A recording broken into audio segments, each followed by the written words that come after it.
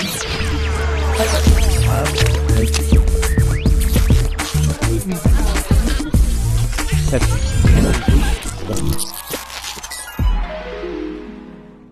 and welcome to the D-Tools What's the Buzz podcast. I'm Jason Knott, Data Solutions Architect at D-Tools, and along with me, as always, is my partner in crime, Tim Bagonis, Chief Marketing Officer. Hey, Tim.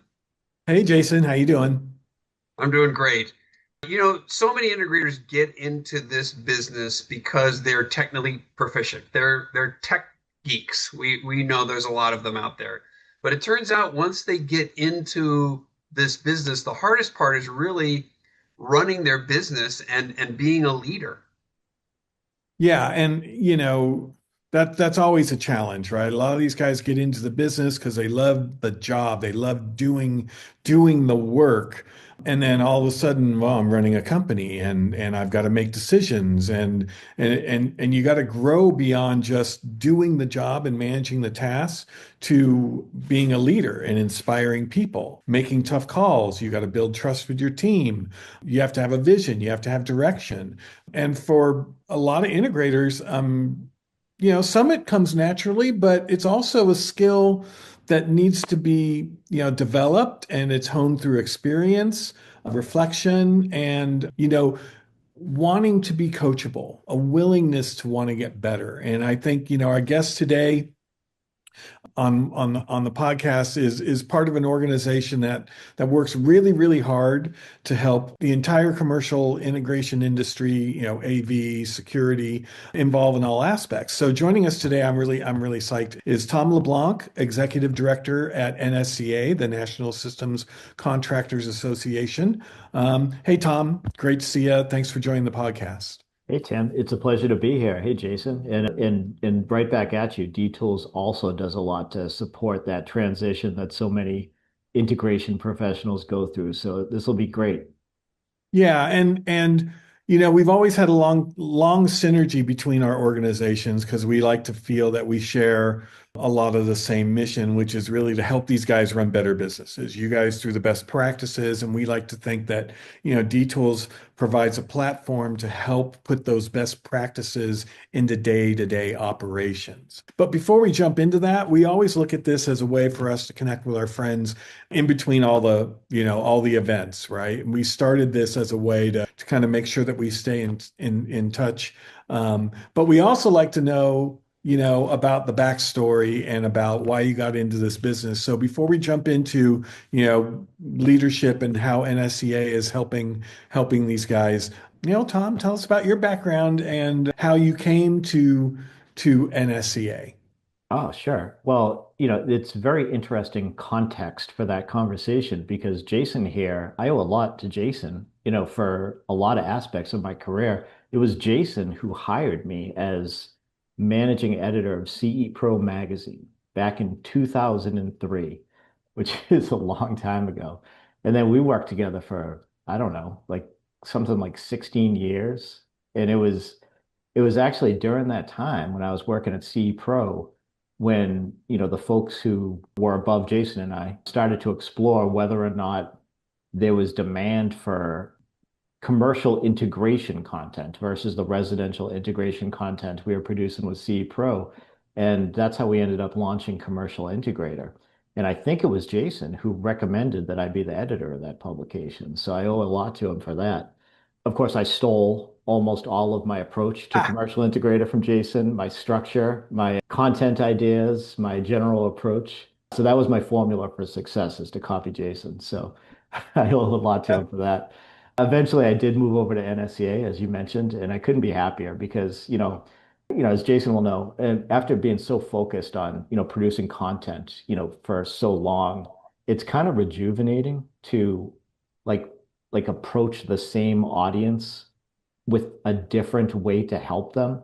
And, that's kind of what the deal is at NSCA. NSCA's membership is very similar to Commercial Integrators audience. So it's been a pretty natural fit for me and it's been a great transition. But yeah, that's my journey story, Tim. Nice. Well, I remember, we first started working together probably back in the CE Pro days and when you were first launching Commercial Integrator, and it's been great to see you over at NSCA. So tell us a little bit about kind of what you're doing there, and Jason, jump on in here. Yeah, Yeah. Tom, by the way, you've risen to more heights than I could ever imagine, and I do aspire to someday be your butler. So keep that job role open for me, please. So yeah, tell us, I love your story, and thank you very much for the compliments there, but tell us exactly some of the initiatives you got going at NSCA. I know you guys cover so many different things. Let's kind of talk about one of them. This first is maybe the advocacy that you guys do out there in the industry for the members, for the Yeah, industry. yeah, absolutely. So that's a major focus for NSCA. It's also one that very much falls under the radar. So our board of directors on NSCA wishes it wouldn't. They wish we would get out there more and we would kind of scare the industry a little bit about what could happen if some of these bills emerge and become law that NSCA pays attention to. So to give you a little background, there are a lot of bills in a lot of states and a lot of jurisdictions across the country that, if passed, would have a negative impact on integration companies' ability to do what they do and are extremely qualified to do. It would impact their ability to do those things profitably. Now, the biggest trend with those bills relates to power over Ethernet. So many systems include like products that would be connected over PoE, right?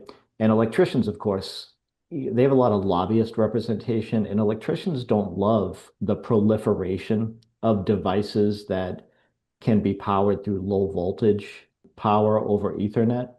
It's business threatening for them. So it's no surprise that bills are popping up and those bills seem to try to move the needle in terms of what is defined as low voltage and what would be required to be installed by a licensed electrician. So that's troubling for a lot of integration companies out there because they are very qualified to include power over Ethernet solutions in their systems.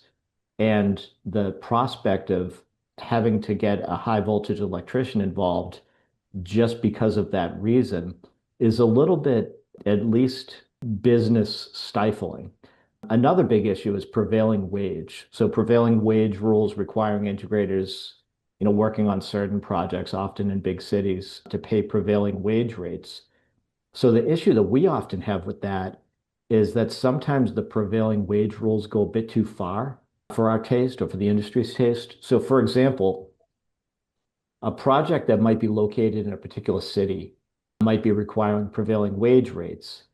There are bills that propose to expand what working on that project means and extend it to where the work is done, like maybe in an integration company's warehouse. So think about like the people who are out there like building racks. So the company would have to pay much higher prevailing wage rates to those employees that aren't even setting foot on the project site. So it's important to note, it sounds like I'm out there talking about how NSCA is, very opposed to so many bills. That's not the case. There are many bills that we follow that we think are great for the industry. And it's also really important to note that NSCA always advocates for our members to follow the rules and would never oppose a law that we believe genuinely would improve safety or fairness.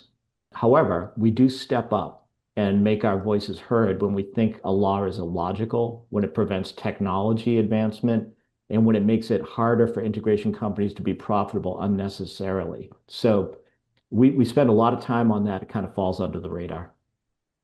So just a follow up on that prevailing wage issue, is that specific to something like where California set a minimum wage within the state, or is it specific to a government contract project where they're saying you must have this rate? Is it project specific or is it broader than that? It's broader than that. It's often associated with government, government vertical market projects, also union related projects. It's often like in Boston, for instance, Jason, like right now, Massachusetts, Jason's also based in Massachusetts. So Massachusetts proposed a bill that would do just that. For certain projects, often in the city of Boston, that would require prevailing wage rates to be paid. The proposed bill would expand that to require, for instance, an integration company that might be based in another New England state that does do work in the city of Boston to pay prevailing wage rates for the rack building in their warehouse. And it's that sort of thing. Let me move on to kind of the training element that you guys do out there. And I want to combine, I know when I say training, I'm not just talking about how to terminate a wire or run a cable or those sorts of things or connect devices, but also the leadership training. You guys do several conferences throughout the year. You have the Business and Leadership Conference coming up. Tell us a little bit about overarching NSCA's training initiatives and the BLC. Yeah, I'm glad you create that differentiation because most of our training does fall on the business side. And, at the beginning of this conversation, you and Tim were talking about that transition that so many integration companies kind of hit when they get into into the weeds with their companies. They've started these companies because they have this passion for technology, but then it's often the case that they get a little tripped up on the business side. There might be some things that they didn't anticipate on the business side. And we've focused on that, with our publications, CE Pro and Commercial Integrator. That's why we wrote so many articles about companies that had the right business approach, because we wanted companies in the integration community to read about those success stories and to kind of follow that pattern. Um, and at NSCA, a lot of our training stems from work that we do with what we have in terms of a network of business resource partners, including D-Tools, by the way. Many of the business resource partners that we work with offer training in areas like project management, operations, leadership development, like you mentioned, cybersecurity. We also have on nsca.org, we have an essentials library, and that is a great opportunity for self-training resources for many integration companies. We've compiled, I mean, countless like how-tos and templates and things that will help companies to kind of figure out very industry-specific answers to questions that they might have related to things like finance and HR and compliance and you name it. You mentioned the conferences. Yeah, a lot of our training takes place at our two major conferences that we put on: the Business and Leadership Conference, which takes place in late February 2026. And we just wrapped up our XBO experience in October. D-Tools played a big role in that and will play a big role in our BLC conference as well, which we appreciate.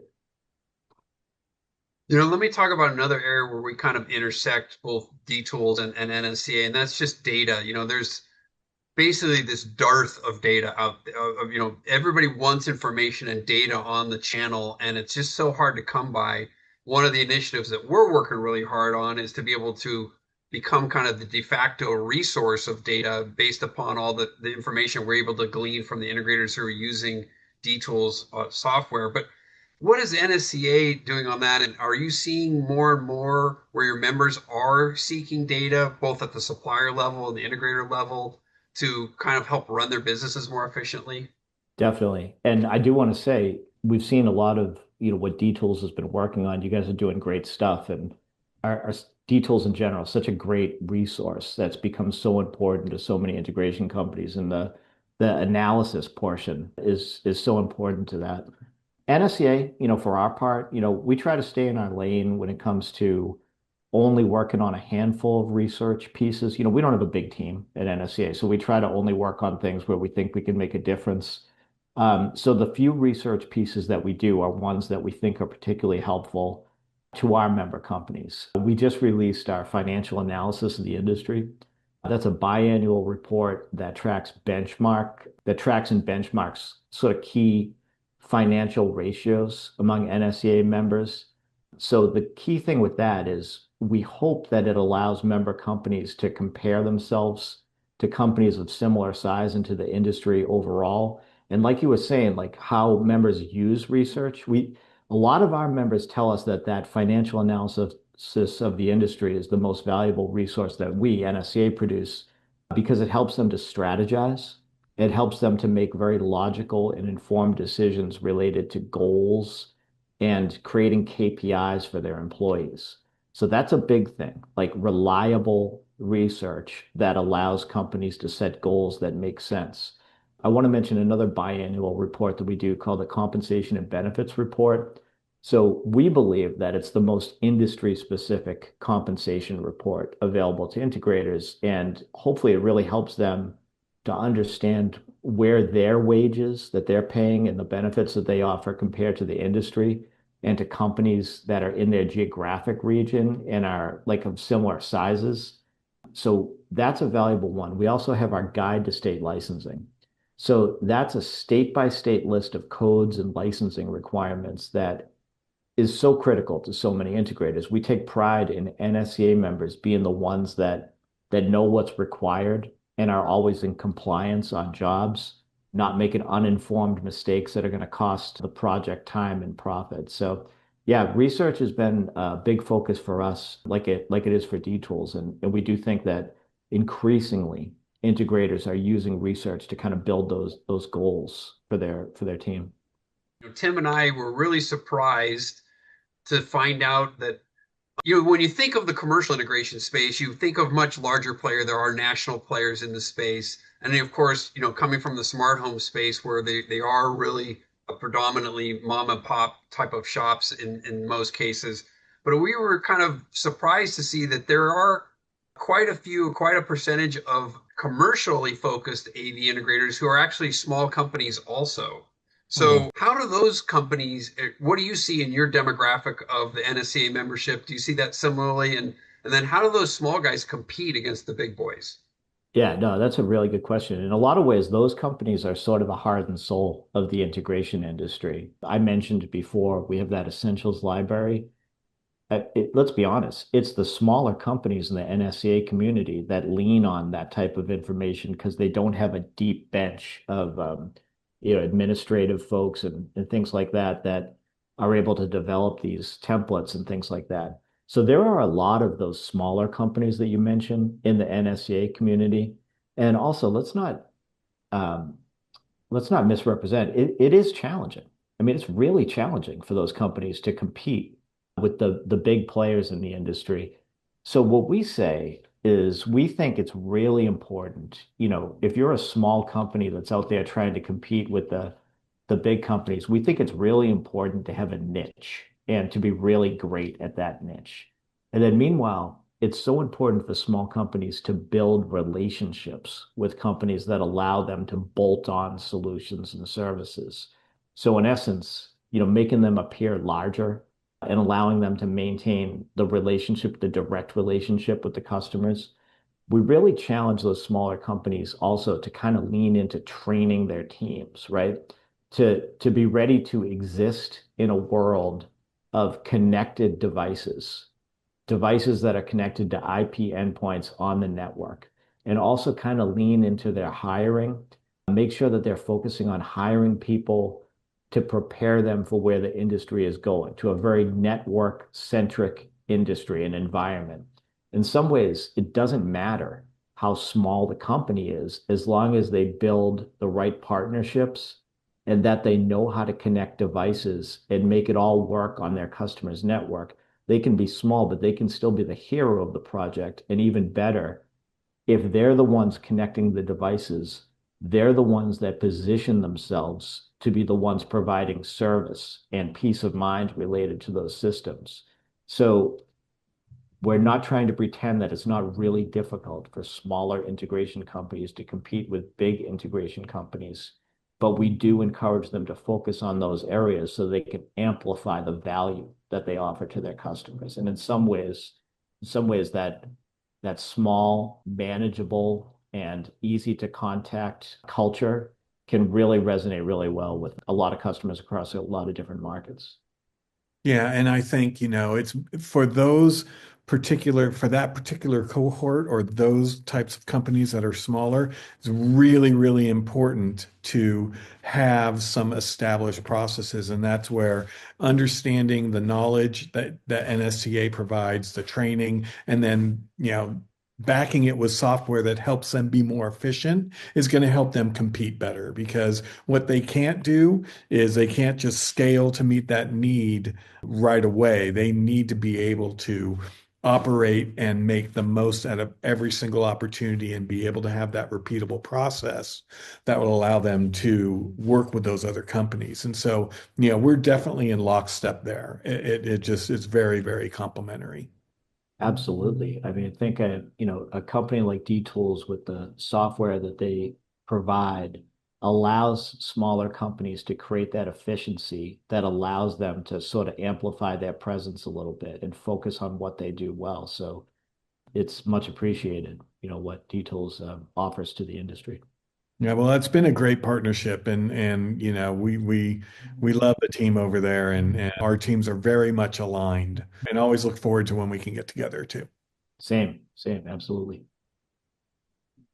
Just to follow up real quick, Tom, when you're talking about focusing on a niche, are you saying a vertical market niche, like I'm the restaurant expert or I'm the house of worship expert? Or are you talking about a technical niche, like I'm the lighting expert or I'm the networking expert, or is it both?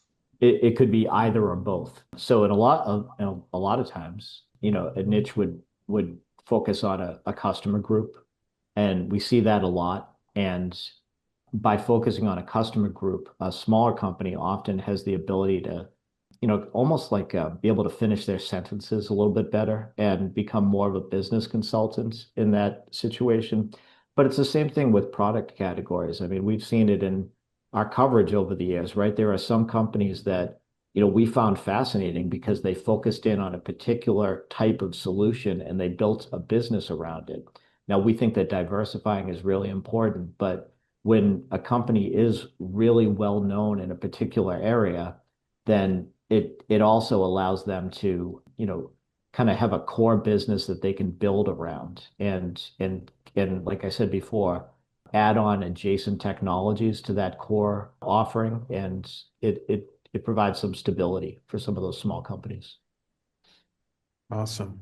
Well, this has been a great conversation, Tom. Can keep going a lot longer, but so if one of our listeners wants to get in touch with you or find out more about NSCA or becoming a member, how do they contact you? What should they do? Well, they could reach out to me. They can find me on LinkedIn, but they can also go to nsca.org. We think that if they're not NSCA members, we would love for them to think about whether or not there would be value in them becoming an NSCA member. And once they become an NSCA member, they really should think about going to the Business and Leadership Conference in late February. Even before I worked for NSCA, I thought it was a fantastic experience and a unique opportunity to talk to some of the top integrators and solutions providers in the industry all in one place. And it's an experience that I think integration company leaders owe themselves. Terrific. Fantastic. I'll reiterate what Tim said. Thanks so much. Great information, Tom. Always great to see you. Thanks for joining us. And I want to remind everybody to subscribe to the D-Tools What's the Buzz podcast on Apple or Spotify or whatever your streaming platform is. And thanks everybody for listening.